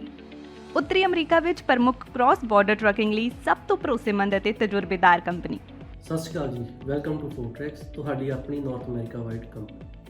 ਫੋਰਟਰੈਕਸ ਤੁਹਾਨੂੰ ਪ੍ਰੋਵਾਈਡ ਕਰਦੀ ਹੈ ਕੈਨੇਡਾ ਵਾਈਡ ਅਤੇ ਕ੍ਰਾਸ ਬਾਰਡਰ ਟਰਾਂਸਪੋਰਟ ਸਰਵਿਸਿਜ਼, ਜਿੱਥੇ ਕਿ ਡੈਡੀਕੇਟਿਡ ਰਨਸ ਕੈਲੀਫੋਰਨੀਆ ਅਤੇ ਟੈਕਸਸ ਦੇ ਨਾਲ ਕੈਨੇਡਾ ਵਾਈਡ ਫਲੈਕਸੀਬਲ ਵਰਕ ਵੀ ਪ੍ਰੋਵਾਈਡ ਕੀਤਾ ਜਾਂਦਾ ਹੈ। ਸਾਡੀ ਡਿਸਪੈਚ ਟੀਮ ਕੰਜ਼ਿਊਮਰ ਅਤੇ ਕਸਟਮਰ ਦੋਨਾਂ ਲਈ ਹੀ 24 ਆਵਰ ਕੰਮ ਕਰਦੀ ਹੈ ਅਤੇ ਇਸੇ ਦੇ ਨਾਲ ਹੀ 24 ਆਵਰ ਰੋਡ ਸਾਈਡ ਅਸਿਸਟੈਂਸ ਸਾਡੇ ਡਰਾਈਵਰ ਵੀਰਾਂ ਵਾਸਤੇ ਉਪਲਬਧ ਕੀਤੀ ਜਾਂਦੀ ਹੈ, ਜਿੱਥੇ ਕਿ ਯਾਰਡ ਦੇ ਵਿੱਚ ਹੀ ਤੁਹਾਨੂੰ ਸਕੇਲ, ਕ੍ਰਾਸ ਡੌਕ ਅਤੇ ਫਿਊਲ ਸਟੇਸ਼ਨ ਦੀਆਂ ਸਰਵਿਸਿਜ਼ ਪ੍ਰੋਵਾਈਡ ਕੀਤੀਆਂ ਜਾਂਦੀਆਂ ਹਨ। ਤੁਹਾਡਾ ਸਮਾਨ, ਪਿਆਰ ਤੇ ਵਿਸ਼ਵਾਸ ਕਿੰਨਾ ਜ਼ਿਆਦਾ ਕੀਮਤੀ ਹੈ, ਇਸ ਗੱਲ ਨੂੰ ਫੋਰਟਰੈਕਸ ਚੰਗੀ ਤਰ੍ਹਾਂ ਸਮਝਦਾ ਹੈ ਅਤੇ ਅਸੀਂ ਇਸ ਨੂੰ ਬਹੁਤ ਸਾਵਧਾਨੀ ਤੇ ਧਿਆਨ ਨਾਲ ਤੁਹਾਡੇ ਆਪਣਿਆਂ ਤੱਕ ਪਹੁੰਚਾਉਂਦੇ ਹਾਂ। ਸਾਡੀ ਆਧੁਨਿਕ ਟਰੈਕਿੰਗ ਟੈਕਨੋਲੋਜੀ ਦੀ ਮਦਦ ਨਾਲ ਤੁਸੀਂ ਆਪਣੀ ਸ਼ਿਪਮੈਂਟ ਨੂੰ ਟਰੈਕ ਕਰ ਸਕਦੇ ਹੋ। ਇਸ ਲਈ ਭਾਵੇਂ ਮੰਜ਼ਿਲ ਕਿੰਨੀ ਹੀ ਦੂਰ ਕਿਉਂ ਨਾ ਹੋਏ, ਫੋਰਟਰੈਕਸ ਤੁਹਾਡਾ ਪਿਆਰ ਤੁਹਾਡੇ ਆਪਣਿਆਂ ਤੱਕ ਪਹੁੰਚਾਉਣ ਲਈ ਹੈ ਹਮੇਸ਼ਾ ਤਿਆਰ। ਅੱਜ ਹੀ ਸਾਡੀ ਡਰਾਈਵਰਾਂ, ਵੇਅਰ ਹਾਊਸਾਂ ਅਤੇ ਲੌਜਿਸਟਿਕ ਮਾਹਿਰਾਂ ਦੇ ਵਿਆਪਕ ਨੈਟਵਰਕ ਨਾਲ ਜੁੜੋ ਤੇ ਆਪਣੇ ਕਾਰੋਬਾਰ ਨੂੰ ਉਚੇਰੇ ਪੱਧਰ ਤੇ ਲੈ ਜਾਓ। ਫੋਰਟਰੈਕਸ ਤੁਹਾਡਾ ਭਰੋਸਾ ਹਮੇਸ਼ਾ ਬਰਕਰਾਰ ਰੱਖਦੀ ਆਈ ਹੈ ਤੇ ਹਮੇਸ਼ਾ ਰੱਖੇਗੀ। ਹੋਰ ਜਾਣਨ ਲਈ ਅੱਜ ਹੀ ਸਾਡੇ ਨਾਲ ਸੰਪਰਕ ਕਰੋ।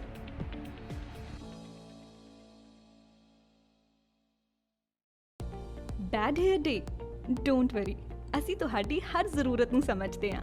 ਸ਼ਹਿਰ ਦੀ ਸਭ ਤੋਂ ਵਧੀਆ ਤੇ ਬਜਟ ਫ੍ਰੈਂਡਲੀ ਹੇਅਰ ਸੈਲੂਨ ਵਿੱਚ ਤੁਹਾਡਾ ਸਵਾਗਤ ਹੈ। ਸਤਿ ਸ਼੍ਰੀ ਅਕਾਲ ਜੀ, ਮੈਂ ਹਾਂ ਰਮਨ। ਸਤਿ ਸ਼੍ਰੀ ਅਕਾਲ ਜੀ, ਮੈਂ ਹਾਂ ਜਸ RJ Hair Salon ਤੋਂ।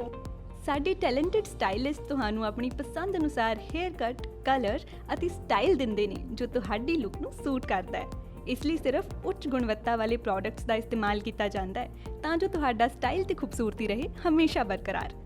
RJ Hair Salon ਤੁਹਾਨੂੰ ਪ੍ਰੋਵਾਈਡ ਕਰਦਾ ਹੈ hair smoothening, keratin hair smoothening, keratin treatments, hair cut, hair spas, colour corrections, root retouch, highlights, balayage. ਇਸੇ ਦੇ ਨਾਲ ਮੈਨਸ ਸੈਕਸ਼ਨ ਦੇ ਵਿੱਚ ਅਸੀਂ ਪ੍ਰੋਵਾਈਡ ਕਰਦੇ ਹਾਂ hair cuts, fades, shave, beard trims and specially beard trims with scissor. ਸਾਡੇ ਕੋਲੇ ਸਾਰਾ ਸਟਾਫ ਬਹੁਤ ਹੀ ਕੁਆਲੀਫਾਈਡ ਹੈ। ਸਾਰੀ services waxing, keratin, smoothening, highlights, everything we provide here. ਅਸੀਂ ਗਾਰੰਟੀ ਦਿੰਦੇ ਹਾਂ ਕਿ ਸੈਲੂਨ ਤੋਂ ਬਾਹਰ ਨਿਕਲਦੇ ਸਾਰ ਤੁਸੀਂ ਮਹਿਸੂਸ ਕਰੋਗੇ ਥੋੜਾ ਜ਼ਿਆਦਾ ਖੂਬਸੂਰਤ, ਥੋੜਾ ਹੋਰ ਜ਼ਿਆਦਾ ਕੌਨਫੀਡੈਂਟ। ਸਤਿ ਸ਼੍ਰੀ ਅਕਾਲ ਜੀ, ਮੇਰਾ ਨਾਮ ਹੈ ਮਨਵੀਰ ਸਿੰਘ ਤੇ ਮੈਂ ਬਰੈਂਪਟਨ ਤੋਂ ਮੂਵ ਹੋਇਆ ਸੀ ਵਿਨੀਪੈਗ ਤੇ ਮੈਂ ਸਰਚ ਕਰਦਾ ਸੀਗਾ ਬੈਸਟ ਹੇਅਰ ਸਲੂਨ ਇਨ ਵਿਨੀਪੈਗ ਤੇ ਮੈਨੂੰ ਪਹਿਲੇ ਨੰਬਰ ਤੇ ਆਇਆ RJ ਹੇਅਰ ਸਲੂਨ। ਸਤਿ ਸ਼੍ਰੀ ਅਕਾਲ ਜੀ, ਮੇਰਾ ਨਾਮ ਹੈ ਤਰੁਣ। ਮੈਂ ਤੁਹਾਨੂੰ ਰეკਮੈਂਡ ਕਰਾਂਗਾ ਕਿ RJ ਹੇਅਰ ਸਲੂਨ ਤੇ ਆਓ ਤੇ ਇੱਥੇ ਤੁਹਾਨੂੰ ਆਪਣੇ ਹਰ ਤਰ੍ਹਾਂ ਦੀ ਹੇਅਰ ਸਟਾਈਲਿੰਗ ਔਰ ਬੀਅਰਡ ਸਟਾਈਲਿੰਗ ਮਿਲ ਜੇਗੀ। Hi, my name is Lindsay. I've been coming to RJ Hair Salon since they opened up 4 years ago, and Jazz has always been fantastic with my hair. ਅਸੀਂ ਸਿਰਫ hair cut ਨਹੀਂ ਕਰਦੇ ਬਲਕਿ ਤੁਹਾਡੀ ਖੂਬਸੂਰਤੀ ਸੰਵਾਰਦੇ ਹਾਂ ਕਿਉਂਕਿ ਸਾਡਾ ਮੰਨਣਾ ਹੈ ਜਦੋਂ ਤੁਸੀਂ ਖੁਦ ਨੂੰ ਚੰਗੇ ਲੱਗਦੇ ਹੋ ਤਾਂ ਤੁਹਾਨੂੰ ਸਭ ਚੰਗਾ ਲੱਗਦਾ ਹੈ। Your own saloon, your own style. ਤਾਂ ਇਸ ਨਾਲ ਹੀ ਸਾਡੀ ਅਨਦਰ RJ ਹੇਅਰ ਸਲੂਨ ਦੀ ਬ੍ਰਾਂਚ ਓਪਨ ਹੋ ਰਹੀ ਹੈ ਜਿਹਦੀ ਕਿ ਲੋਕੇਸ਼ਨ ਆ 601 ਮਨਰੋ ਐਵੇਨਿਊ। ਤਾਂ ਤੁਸੀਂ ਉੱਥੇ ਵੀ ਜ਼ਰੂਰ ਵਿਜ਼ਿਟ ਕਰ ਸਕਦੇ ਹੋ। ਈਸਟ ਦੇ ਵਿੱਚ ਰਹਿੰਦੇ ਕਸਟਮਰਸ ਲਈ ਨੇੜੇ ਆ ਤੇ ਸਾਡਾ ਕੰਟੈਕਟ ਨੰਬਰ ਆ 2049988959। ਆਪਣੇ ਵਾਲਾਂ ਦੀ ਸਕਿਨ ਨੂੰ ਦਿਓ ਇੱਕ ਨਵੀਂ ਪਹਿਚਾਨ। ਅੱਜ ਹੀ ਕਾਲ ਕਰੋ ਜਾਂ ਵਿਜ਼ਿਟ ਕਰੋ RJ ਹੇਅਰ ਸੈਲੂਨ।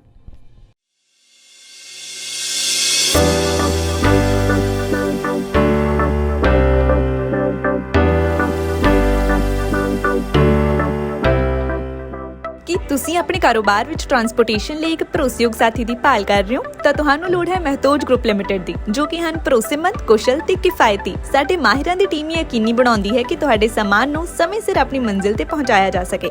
ਸਾਡੇ ਉન્નਤ ਟਰੈਕਿੰਗ ਸਿਸਟਮ ਨਾਲ ਤੁਸੀਂ ਆਪਣੀਆਂ ਕੀਮਤੀ ਚੀਜ਼ਾਂ ਨੂੰ ਟਰੈਕ ਵੀ ਕਰ ਸਕਦੇ ਹੋ। We are a safety-first company with a strong commitment to drivers' well-being. Based in Winnipeg Centreport District, Matage is a great place to begin your career and take it to new heights.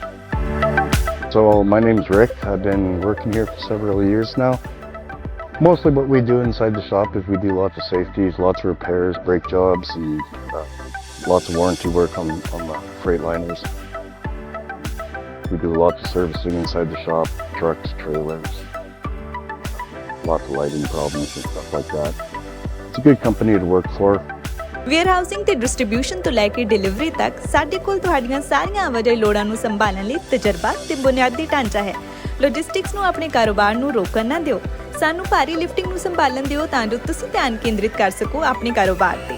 ਮਹਿਤੋਜ group limited ਨੂੰ ਬਣਾਓ ਆਪਣਾ ਮਦਦਗਾਰ ਤਾਂ ਜੋ ਤੁਸੀਂ ਨਿਸ਼ਚਿਤ ਹੋ ਕੇ ਸੰਭਾਲ ਸਕੋ ਆਪਣਾ ਕਾਰੋਬਾਰ।